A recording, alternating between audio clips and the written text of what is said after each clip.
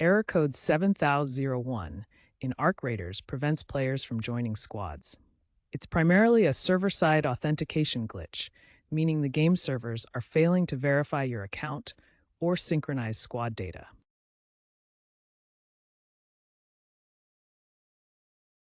While a permanent fix is still in development, here are troubleshooting steps for error code 7001 in Arc Raiders. Start with basic solutions. Restart Arc Raiders, clear your Roblox cache, and ensure a stable internet connection. Try switching from Wi-Fi to Ethernet if possible for a more stable connection. Check your firewall settings to ensure Arc Raiders and Roblox aren't being blocked. Some players have found success by updating Roblox to the latest beta version. Community-driven workarounds exist, like scripts and mods, but use them cautiously as they aren't officially supported and could risk your account.